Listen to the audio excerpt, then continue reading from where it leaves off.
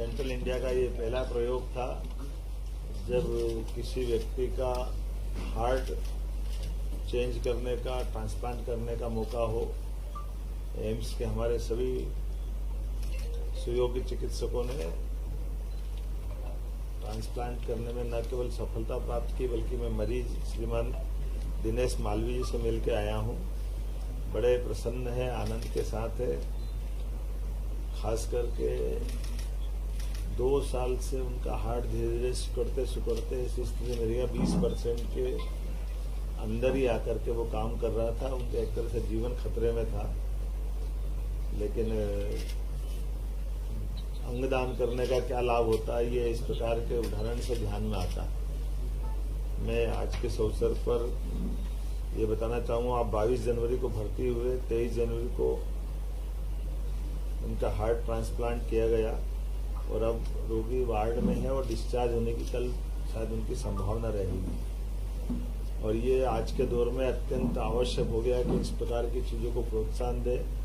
हमारी सरकार ने हेल्थ डिपार्टमेंट को सर्वोच्च प्राथमिकता पे लिया हुआ है, इसलिए हेल्थ एजुकेशन और हेल्थ डिपार्टमेंट को दोनों मंत्रालय एक करके पिछले साल जब हमारी सरकार के गठन के समय से हम इसको प्राथमिकता में रख रहे हैं।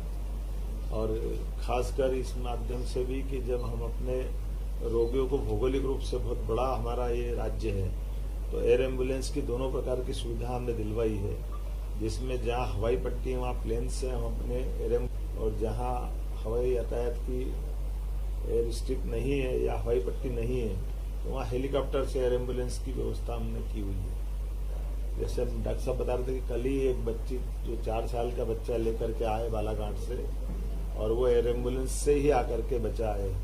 ऐसे अब तो उदाहरण हर दिन कई जगह के आ रहे हैं एयर एम्बुलेंस का उपयोग, क्योंकि व्यक्ति के जीवन में जब वो समय कीमती होता है और संसाधन में आवागमन बहुत भारी पड़ जाता है, तो आयुष्मान के माध्यम से हम वैसे सामान्य रूप से 8 से 10 लाख रुपए एयर एम्बुलेंस का लगता है, लेकिन सवाल पैसे का नहीं, पैसे मरीज की जान बचाने का।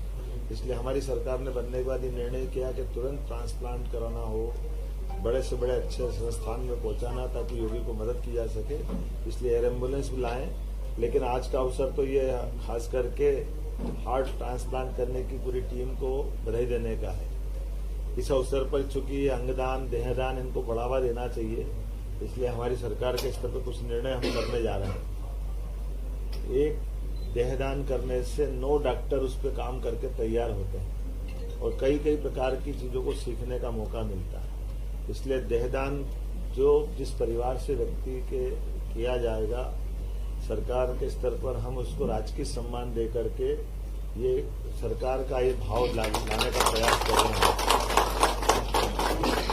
सभी मेडिकल कॉलेजों में आजकल तो आयुर्वेदिक मेडिकल कॉलेज भी बॉडी मांगते हैं, वहाँ पे भी आवश्यकता पड़ती है। ऐसे में देहदान के माध्यम से हम भविष्य की नई पौध चिकित्सकों की बनाएं, इस बात को प्रोत्साहन देने के लिए सरकार के स्तर पर निर्णय कर रहे हैं कि जो अपने परिवार से ऐसी किसी कारण से अगर घटना हुई है कि वहाँ मृतक शरीर है और वो मृतक स्वयं पहले घोषणा कर दे, ऐसे लोग भी या परिवार के लोग चाहेंगे तो देहदान को ला करके हम योग्य चिकित्सा संस्थान तक पहुंचाएंगे और उस परिवार के उस अवसर पर राजकीय सम्मान का ये सरकार के द्वारा लिया गया निर्णय रहेगा। इसमें अंतिम संस्कार, क्योंकि आमतौर पर अंतिम संस्कार के लिए बॉडी को हम अंतिम स्थान तक ले जाते हैं, ऐसे में थोड़ा अटपटा भी लगता है, तो जहां से बॉडी लेना है वहीं राजकीय सम्मान के साथ इस प्रक्रिया को बना करके होम डिपार्टमेंट से तालमेल करके इसकी व्यवस्थित करेंगे। इसी प्रकार से अंग प्रत्यारोपण में भी संबंधित ये जो संस्थान बना है, इस कोशिश करेंगे राज्य स्तरीय संस्थान एक हमारा भी प्रदेश में स्थापित करें। और अभी तो एम्स बहुत अच्छा स्थान है, लेकिन बहुत बड़ा राज्य, इसलिए कोशिश करेंगे ये भी करें। और अंगदान करने वाले व्यक्ति को आयुष्मान कार्ड भी बनवाएं, अगर उसके पास नहीं है तो। अंगदान करने वालों व्यक्तियों को हमारे 26 जनवरी 15 अगस्त के राष्ट्रीय पर्व के अवसर भी सम्मानित करने का प्रयास हमारी सरकार के द्वारा किया जाएगा। प्रदेश के सभी मेडिकल कॉलेजों में अंगदान और अंग प्रत्यारोपण की स्थिति बने, ऐसा प्रयास किया जाएगा। लेकिन आज तो मैं एम्स के सभी लोगों को अपनी ओर से बधाई देना चाहूंगा जिन्होंने उत्कृष्ट काम किया।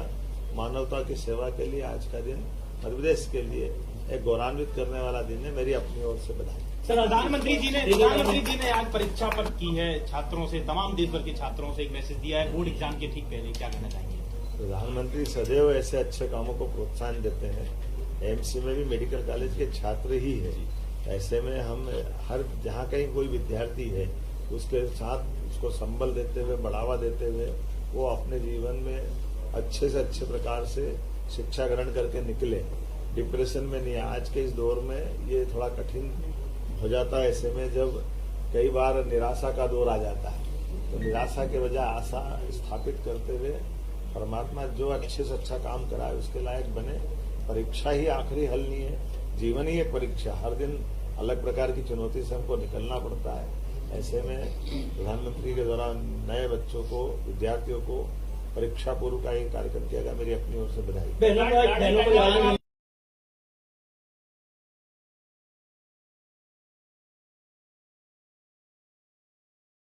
क्या लाडली बहना योजना हमारी लगातार हर महीने उनकी जो राशि है वो राशि निर्बाध गति से जारी रहेगी। आज मैं स्वयं देवास जिले में जाकर के इस योजना की शुरुआत होने से ये 21 किस्त है, लगभग 25,000 करोड़ की राशि हम दे चुके हैं। तो इसमें कोई परेशानी नहीं है।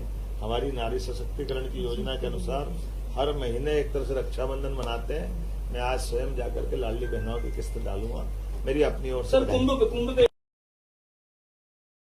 आपकी जानकारी के लिए बताना चाहूंगा कि कुंभ के समय जो भारी भीड़ पड़ रही है और ऐसे में हमारे राज्य से ही होकर उत्तर प्रदेश के जाने के मार्ग में खासकर हमारा रीवा वाला अंचल का ये मुख्य मार्ग जाम है, 2 बार खुला है। लेकिन मैं आपके माध्यम से अपील करना चाहूंगा कि तीर्थ यात्रियों की जाम के दरमियान सब प्रकार की व्यवस्था जुटाने के हमने सभी अधिकारियों को निर्देश जारी किए हैं। भोजन के, पानी के, बाकी अत्यंत आवश्यक चीजों के और विश्राम के प्रबंधन भी हमने किए। लेकिन एक अपील ये भी करना चाहूंगा कि चूंकि केवल मध्य प्रदेश के नहीं, मध्य प्रदेश से गुजरते हुए देश के कई राज्यों से लोग लगातार कुंभ में आ रहे हैं। कुंभ में आना, स्नान करना ये पुण्य की बात भी है, भाग्य की बात भी है। लेकिन एक निवेदन करना चाहूंगा कि आने जाने के मार्ग को देख ले। आजकल तो गूगल से हमको मार्गों की जानकारी है और अगर भारी भीड़ है तो कृपा करके अपनी योग्यता और व्यवस्था के हिसाब से ही अपनी यात्रा का कार्यक्रम बनाएं।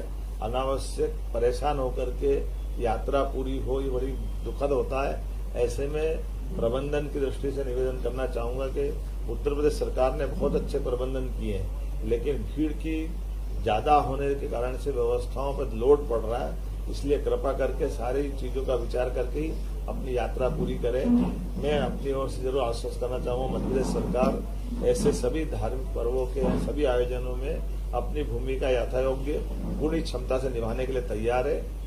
एक बार फिर मैं अपने राज्य में आने वाले यात्रियों के लिए प्रशासन से हमने निर्देश जारी कर दिए कि किसी को कोई भोजन की, पानी की, रुकने की कोई कष्ट नहीं होना चाहिए। हमारी स्वयंसेवी संस्थाएं भी इसमें लगी है, भारतीय जनता पार्टी राजनीतिक परिवार भी लगा है, पूरा संघ का हमारा सारा परिवार लगा है और कोशिश करेंगे किसी कष्ट नहीं आए।